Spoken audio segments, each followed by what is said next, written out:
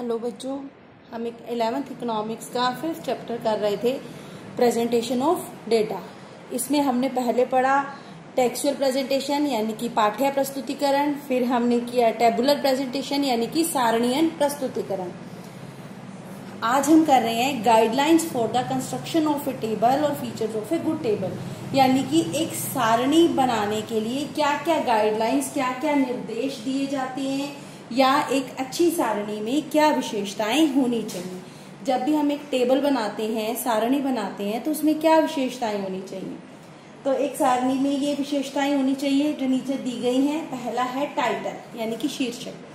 प्रत्येक जो टेबल है, हर एक टेबल का एक सही टाइटल, एक सही शीर्षक होना चाहिए। टाइटल ऐसा होना चाहिए जो ये बताए कि टेबल में क्या जानकारी दी गई है। जो जानकारी दी गई है, जो डेटा दिखाया गया है टेबल में, उसी के अनुसार सही टाइटल, सही शीर्षक होना चाहिए। दूसरा है कंपैरिजन यानी कि तुलना। टेबल इस प्रकार बनानी चाहिए कि कंपैरिजन करना, तुलना करना आसान हो। जिन दो चीजों के बीच में तुलना की जानी है, कंपैरिजन किया जाना है, उनको साथ साथ रखना। जैसे कि एक कॉलम में मान लो हमें मैथ और साइंस के नंबर की तुलना करनी है, एक कॉलम में मैथ्स के मार्क्स, दूसरे कॉलम में साइंस के मार्क्स, हम उसको इजीली कंपैरिजन कर सकें। नेक्स्ट है स्पेशल एम्फेसिस, विशेष महत्व। अब बहुत सी चीजें ऐसी होती हैं जिनके ऊपर स्पेशल एम्फेसिस करना होता है, जिनको विशेष महत्व दिया जाता है।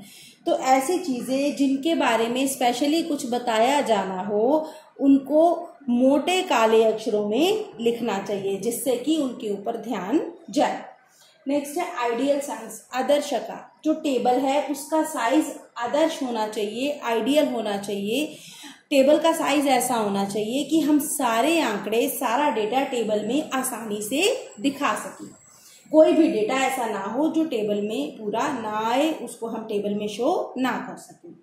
यूज ऑफ जीरो, सारणी में जीरो का प्रयोग तभी करना चाहिए। टेबल में जीरो केवल वहां लिखनी चाहिए जहां पर कोई भी चीज अवेलेबल नहीं है। मतलब जैसे कि बच्चों के अगर हम मार्क्स की बात करें, तो अगर बच्चे के नंबर 0 आए हैं, मतलब उसके मार्क्स ही 0 हैं, कुछ भी नहीं है, तो 0 लिखो। ऐसा नहीं कि किसी बच्चे ने पेपर नहीं दिया तो भी हम 0 लिखे, नहीं।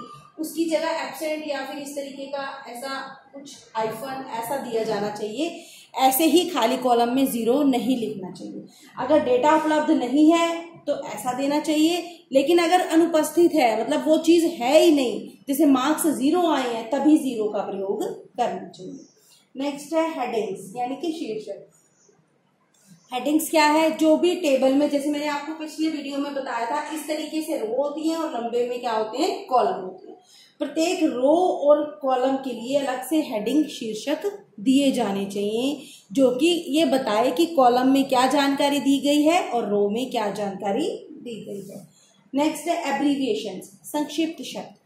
टेबल में एब्रीविएशन का, संक्षिप्त शब्दों का प्रयोग नहीं करना चाहिए। जैसे कि हम गवर्नमेंट को GOVT लिख देते हैं, ठीक है।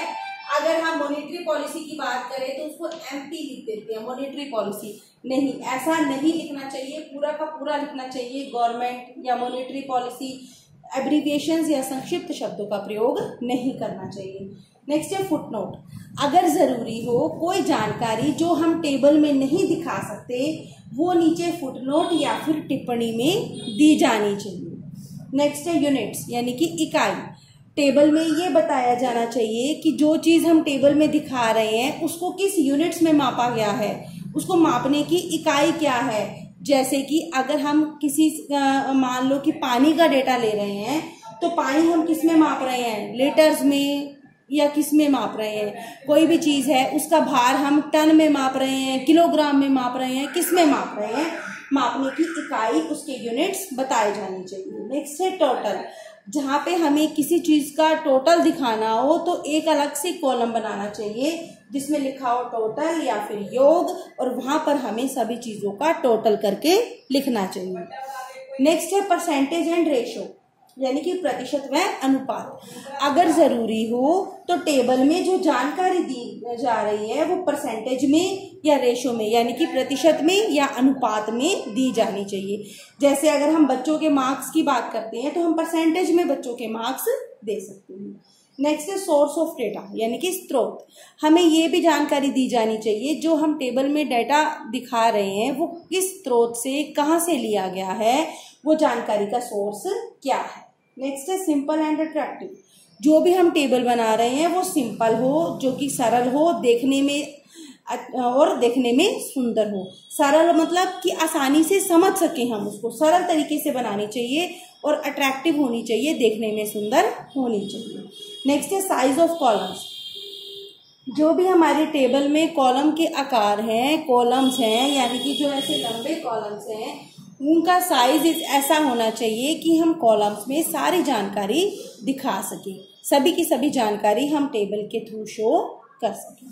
तो ये थे एक अच्छी टेबल के गुण या फिर जो हम टेबल कंस्ट्रक्ट करते हैं उसके संबंधी निर्देश।